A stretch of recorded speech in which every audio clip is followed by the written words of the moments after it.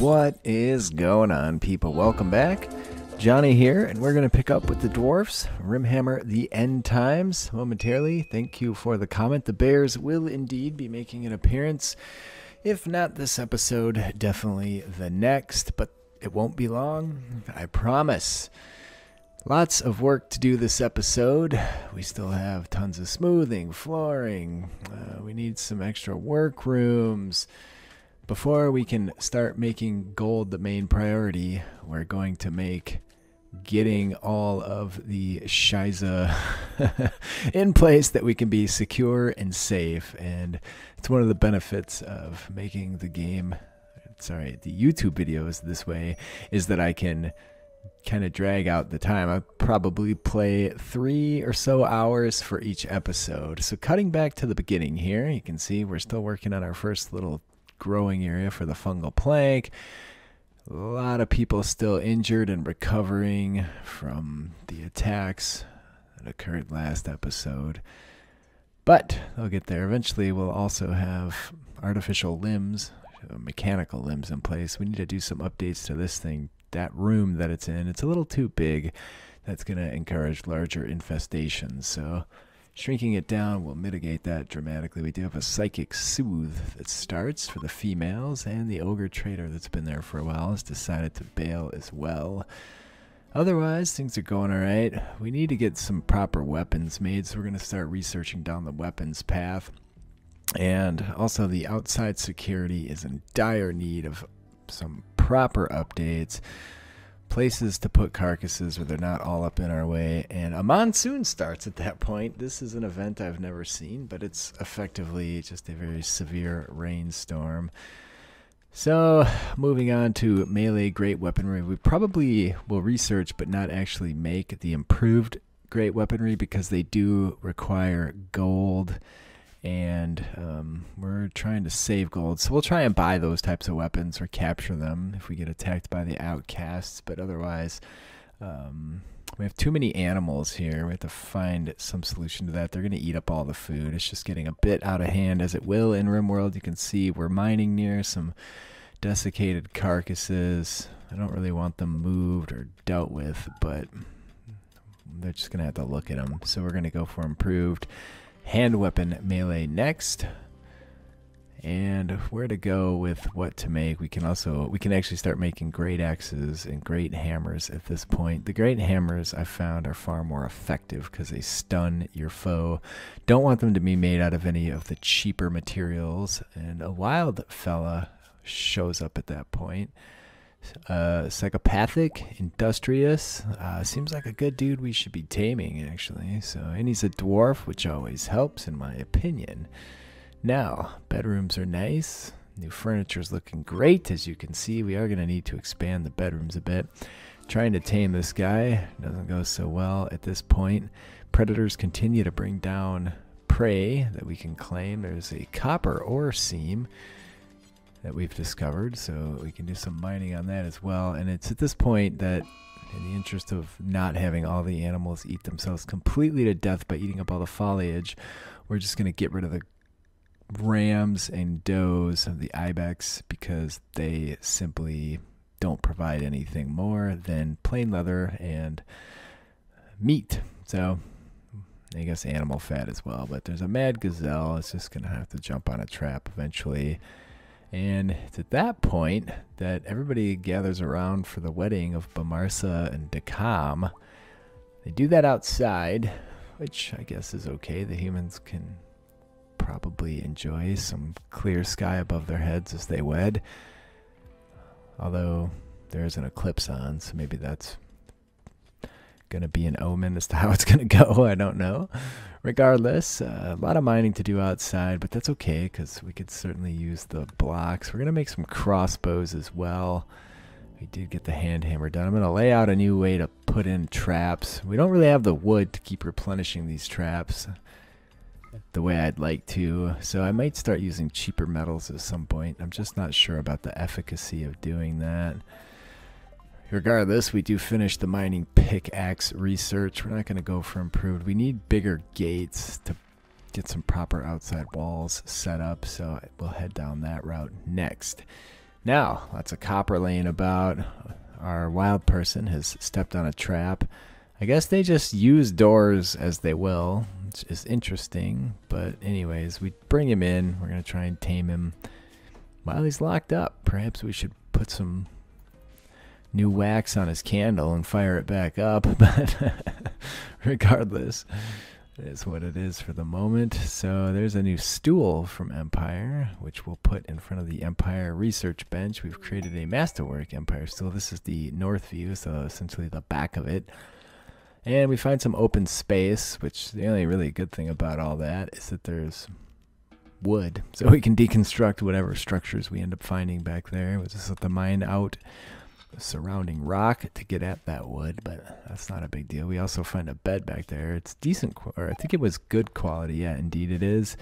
But whatever. We're just going to deconstruct it all for the material. And we'll probably find more before too long, but our fungal plank is almost entirely planted. Sadly, it grows really slow, same way that trees do, so it's going to be a while before we actually get to start harvesting. It's also, the planting went slower than I thought, but it's a busy time of the year for planters, so what do you expect? We need to get a bunch of clothes made.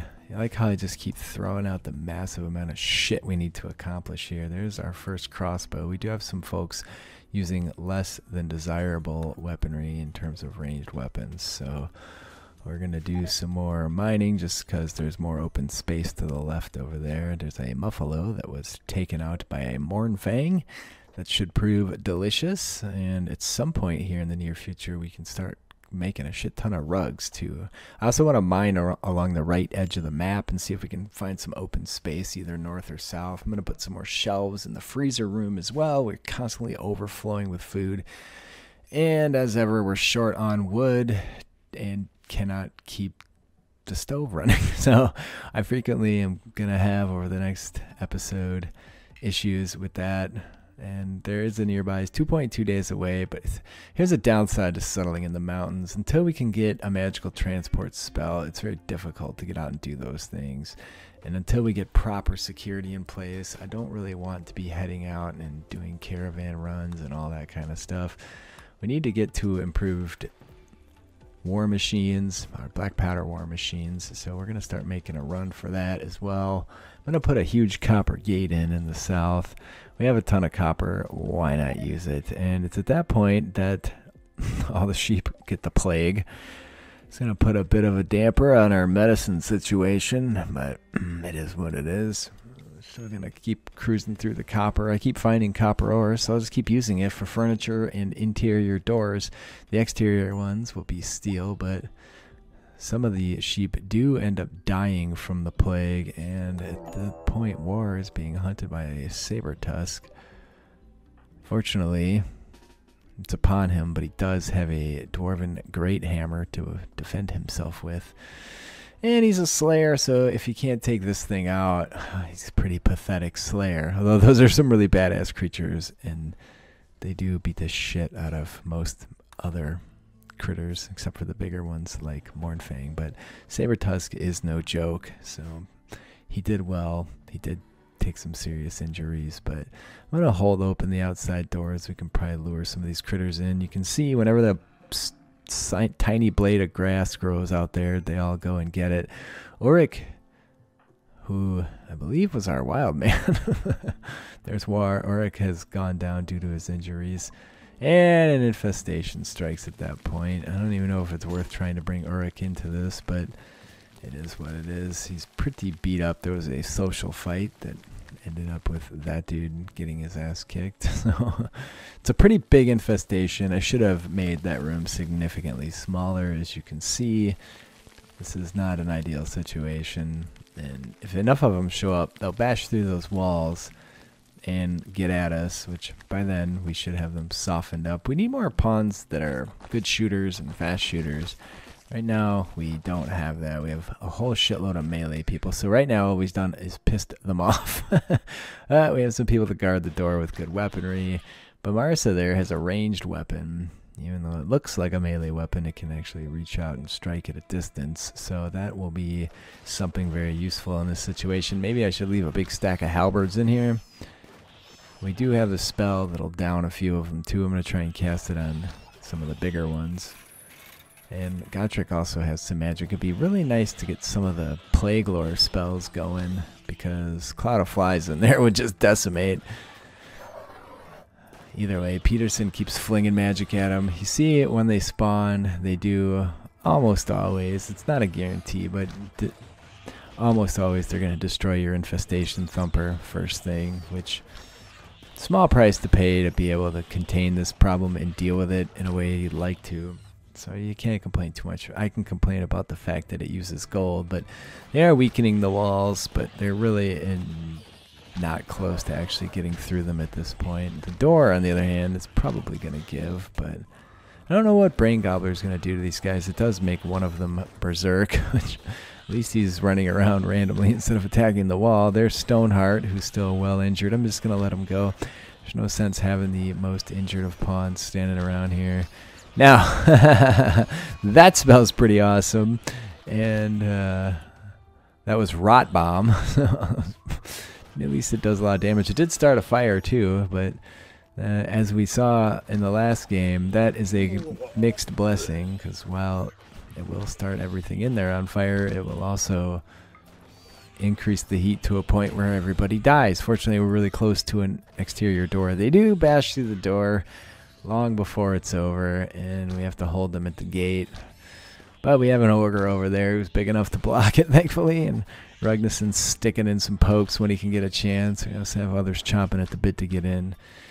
So we get them dealt with, and I won't say it was high cost outside of the thumper itself, but the fires are spreading. I'm half tempted to let them burn and clean up this mess for me. But again, I don't want the temperatures to get too out of control, so I'm going to put them out. Plus, it'll burn up all the goodies that they're leaving me, which I don't want. I don't want these guys shooting into there while my other folks are running around trying to actually get the problem solved.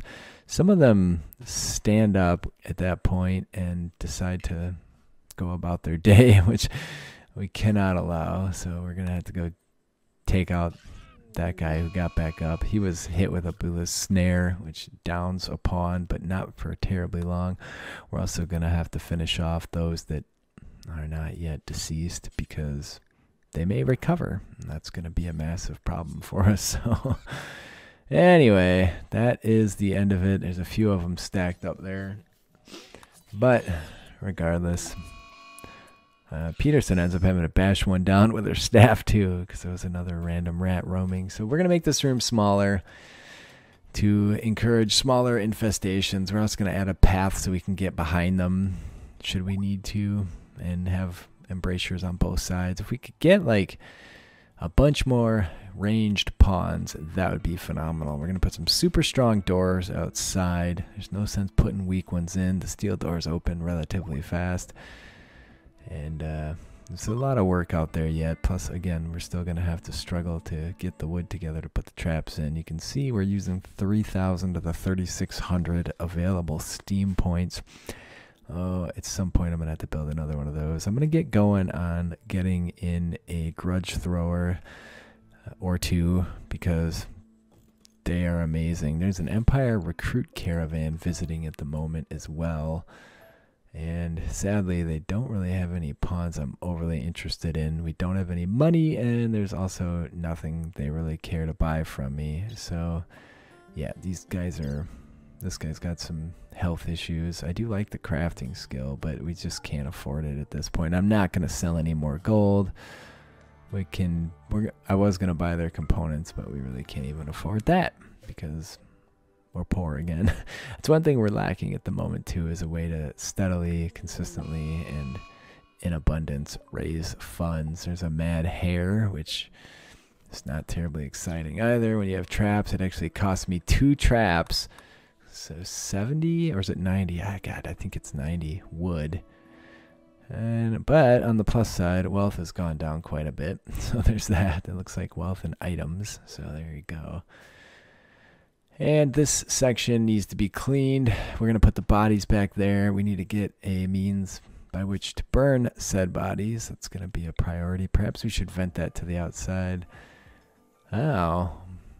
one of our fellas has been inspired and will craft faster, doing any crafting tasks, forge or tailoring, you name it. So that's a nice little boost. Selecting outfits, I don't know. I'm sick of everybody wearing tattered apparel, so we're gonna finally nip that in the bud as well. And we need to move the existing traps over, which is a big headache. And we're going to put a spot out here to put bodies as well and burn them. I think I made the one inside too small, but we'll see how the next infestation goes in approximately 43 days. So you can time those babies to when it says tick-wise, they can recur. And it's just one of those things that, I don't know, these storytellers don't like to be nice about, apparently. So can't really get to the smoothing behind there, I don't think, but I'm gonna just throw things in. It's really cold right now. There's a cold snap on. Deckham is suffering dramatically. I'm trying my best to get Deckham heated up. We're tending. There's extreme hypothermia. I do need to get some type of heat source made. I also had to put her in some damn clothes. This is getting out of hand. So we do get a large steam radiator built, which does consume some gold, but also does provide a awesome amount of wealth. So there you go. Regardless of that, we will vent the hospital into that rec room because that vent's going to be, or that radiator is going to be sufficient for a very large space. And Deckham is recovering rather rapidly, assuming she doesn't go out and get affected again. Fortunately, she didn't lose any digits or anything. I'm going to put a radiator in her bedroom as well, just to make sure we don't have any problems. Once again, sadly, at the cost of some gold, but there you are. We can build those radiators out of stone or metal, but they always will require some gold. I'm going to go around and harvest as much wood as I can. I constantly do that. The Skavens show up to attack us at that point with all manner of interesting weaponry. We do need to get ourselves back. The stupid little animals keep destroying all my traps, which is more than a little bit frustrating as well. And there's a Hydra hanging out too. Somewhere there's probably dark elves, man. You don't find Hydras if you don't. Why? Wait, this dude is going to attack my door instead of going down the trap corridor, which is interesting. I'm going to just get the grudge throwers, start bombing these fools. I might have to shift them over and sacrifice the buildings a bit in the interest of actually killing these dummies, because I don't want my door to go down, but I don't know, the grudge thrower might take it out anyways, so we'll see what happens here. It feels like it's worth the risk if we have to do some repairs at some point. Whatever. I hope they're enjoying all those carcasses. Here we go. Bam! That was a direct hit. Didn't destroy the door. Bite it, you scum. Here they come down the trap corridor. Which, again, pluses and minuses, because who knows if we'll actually have any wood. We do have 150 in storage right now. I'm not used to seeing that so much. Somebody's barfing, and there's a Choco actively barfing, or is that someone else's barf? I don't know. There hasn't been any food poisoning in a long while, so that's been nice.